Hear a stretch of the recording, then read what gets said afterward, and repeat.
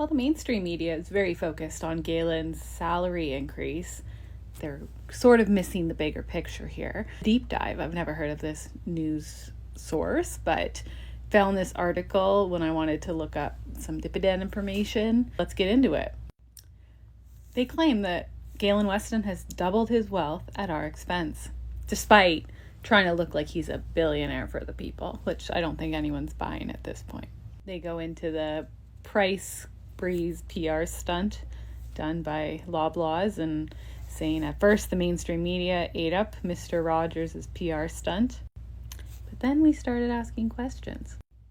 They started asking questions such as, how high were the prices before? How would we even know if they froze the prices, and did it even happen? I heard many accounts of people saying that a lot of the no-name products that they would normally buy weren't even available. They were pulled from the shelves during this price freeze. And others said that this is just the normal time that prices are frozen. It's just a cyclical thing.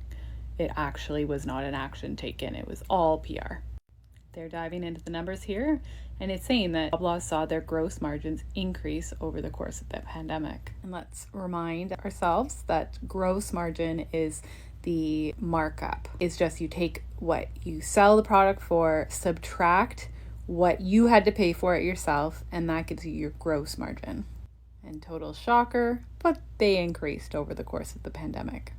Then we get into the good stuff. How much does Galen make from this?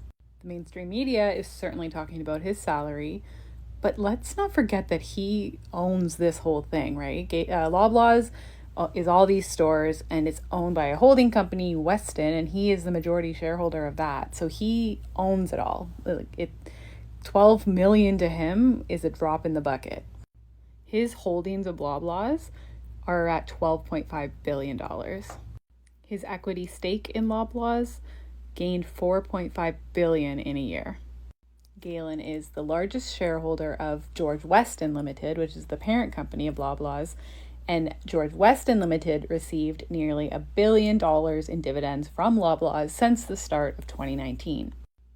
Galen's stake of those dividends would represent $529 million. During this period between 2019 and 2022, his George Weston position paid him $735 million in dividends. So tell me again why we're talking about his $12 million salary.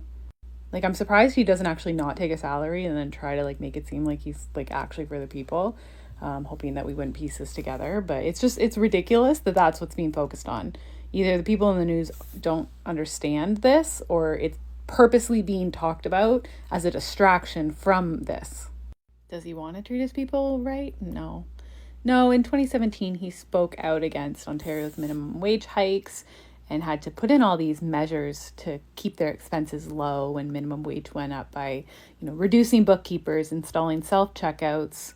And in 2018, he voted down a livable wage proposal for all employees. I've already talked about the emergency pay at the beginning of the pandemic that he clawed back as soon as he could. I think they got it for maybe 3 months. And I've run out of time before I've run out of bullshit from